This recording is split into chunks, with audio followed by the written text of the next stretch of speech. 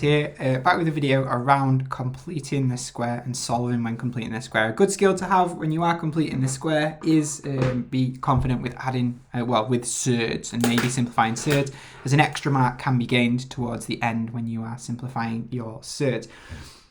So a good way, or a good thing about completing the square, is that it's a form of factorising. So if you are looking at your factorising and your numbers aren't multiplying to the end and adding to the middle, then it's a suggestion that it might not be just your double bracket factorisation. It could either be completing the square, or if you're on a calculator paper, it's likely that it could be quadratic formula. One big giveaway that I tend to find on these papers is that it always, if it's going to be completing the square, it usually, not always, don't want to guarantee you that there, says in the format of x plus a all squared plus b. So that's a big giveaway that it's going to be completing the square. Now, completing the square is really good, and another giveaway that it's completing the square is your question might be asking you about finding the turning point. Okay, and if it is, then that is definitely completing the square.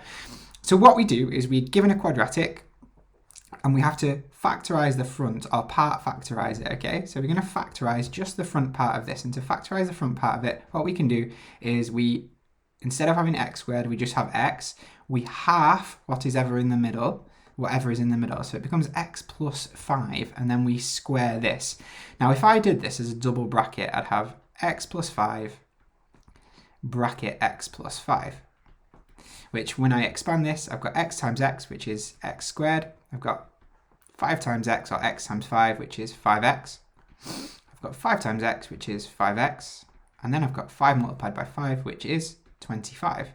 So as an expression, this would come out as x squared plus 10x plus 25. Now, if we have a look up here, we've got the x squared, we've got the 10x, but we don't have that plus 25 because it's only the part factorised. So what we've got to do is balance out this plus 25. And the way to balance out plus 25 is by subtracting 25. So we're going to take that away from that double bracket. Now, this plus 3, we've done absolutely nothing to, so it's really important that we don't forget about it and we have it on the end, okay? To simplify this up, we just write x plus 5 all squared, so that remains the same because we don't need to do anything to that, and it's in the format of x plus a squared. And then to get your plus b on the end, or subtract b, because we can add a negative, we have got negative 25 plus 3, which is going to be negative 22. So that right there would be your final answer. A way that they can make this more difficult is they can make the middle number odd. So if we're looking at this one, and we do exactly the same as what we did before, we have got x plus half of 3, which I'm going to go with 3 over 2, because I prefer to work with a fraction as opposed to a decimal, especially if I'm multiplying or dividing it. And then I've got that all squared, and then I now need to figure out what am I taking away.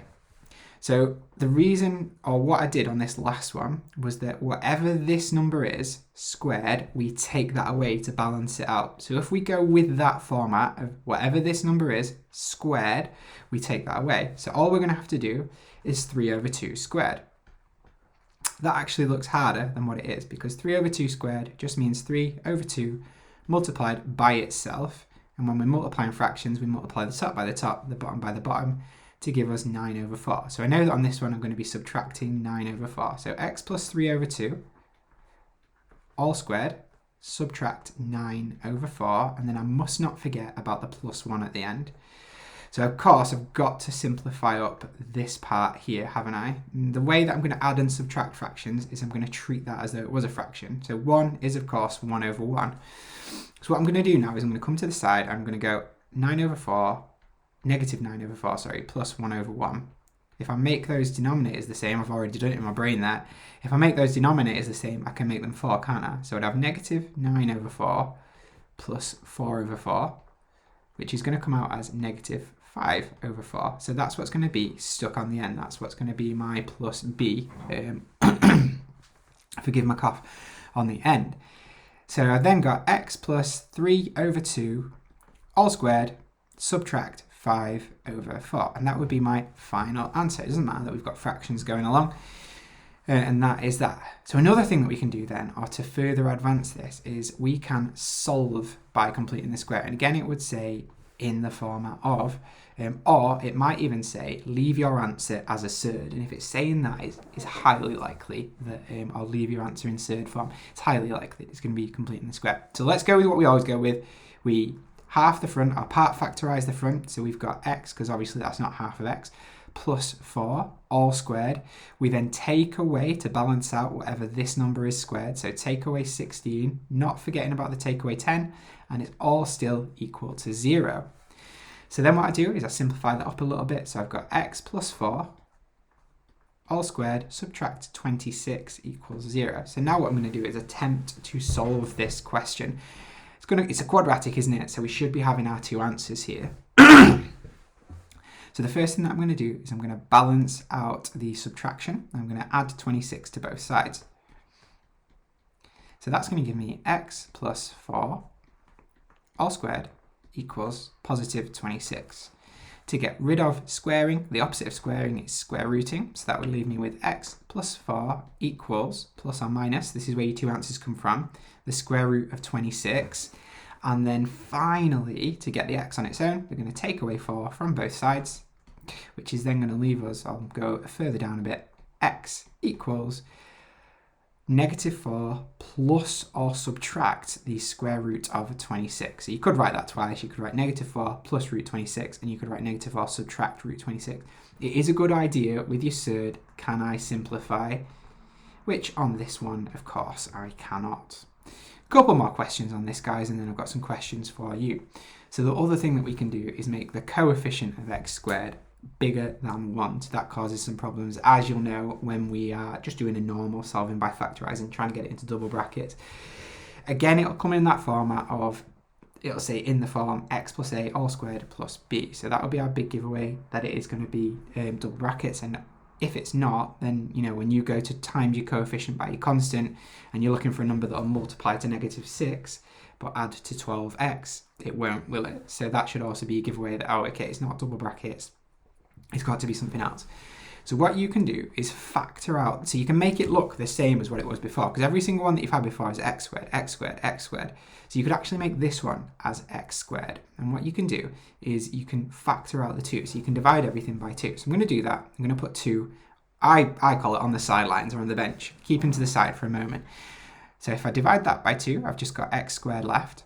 If I divide the 12x by 2, I've got 6x. And then if I divide the 3 by 2, you know me already, I absolutely love working with fractions. So I'm going to call that 3 over 2. And then just close off that. So we're now going to complete the square on this middle bit. So we open our brackets up and we have x plus 3, because again, that's half of 6, all squared. Of course, 3 squared is 9. So I'm now going to have 9. I'm going to take away 9, sorry. And then I've also got take away 3 over 2. But we mustn't forget about the 2 that we have benched or put on the outside. So the next thing I'm going to do is I'm going to simplify this end bit up. So I've got negative 9 over 1, take away 3 over 2. Hopefully, you know, we're thinking, okay, that's got to be over 2. So I've got negative 9 over 2, take away 3 over 2, which should give us negative 12 over 2. Sorry, I've done that wrong, haven't I? If you go back and look at that, what have I not done to the top of the fraction? I have not multiplied it. So let's go back and let's make sure Mr. Harris is doing his job correctly. Good work if you did spot that one. So of course I'm multiplying by 2. I thought that was making it too easy. Then I've got negative 18 over 2, take away 3 over 2. That's looking more like the awkward answers that we usually get with these, equals negative 21 over 2. So I'm now going to come back up here and we're nearly finished with this. So I've got 2 bracket and then x plus 3 all squared, and then I've got take away 21 over 2. So my last little bit now is we're ready for the 2 to come back into play. We're going to times everything by 2. So if we have that first bracket, it's just going to stay the same. So it's just going to be 2x, it's 2 bracket x plus 3 all squared. But then what I've got to do now is I've got to do 2 multiplied by 21 over 2. So make this into a fraction, which is just 2 over 1, and then you've got 2 times 21, or negative 21 rather, and then 1 multiplied by 2, which is going to, of course, give you negative 42 over 2, which is negative 42 over 2 divided by 2 is negative 21. So what you can have on the end there is take away 21. And that would be your final answer. Okay, very last exam question for you before I let you loose on some exam questions. So this is what it looks like in the exam. So it's just a more basic one, nothing too serious about this one, but I wanted to point you out kind of the question B here that you do get asked about the turning point and how we find those turning points. So the reason why it's good is because it helps you to find the turning point of the graph. So let's go ahead and let's just complete the square first. So if we complete the square on that, we've got x and then take away 3 all squared. And you might be thinking, oh, okay, it's negative 3 squared, so I need to add 9 on the outside. That's not going to cancel it out, because if you think about negative 3 squared, it is positive 9, and we need to balance out that positive 9 by taking away 9. And then we've also got to add the 1 on the end. So then as a final answer here, I've got x subtract 3 all squared, take away 8. So that is my completed square. X take away 3 all squared, take away 8. Now this will produce a set of coordinates. You need an x value and you need a y value. Your x value is simply, a bit like when you're solving your quadratics, is what would make that bracket 0, which is of course positive 3, okay? And then your last one is simply just taking this y value or the c value from the outside. So that would be your y value there.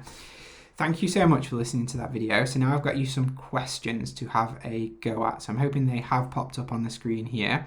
So this is a booklet from Maths Genie. If you type into Google Maths Genie completing the square, it will bring up this booklet, but I'll just scroll through it and you can pause your video for each question.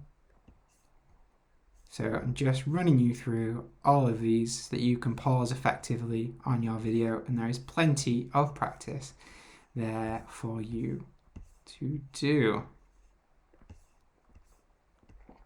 And then the answers for it are just here as well. So there's question 1, 2.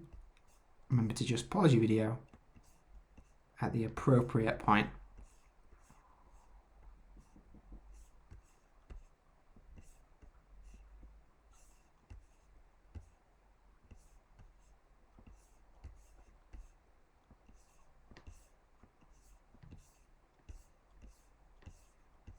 Okay, thank you very much, guys. Have a lovely day. See you later. Bye.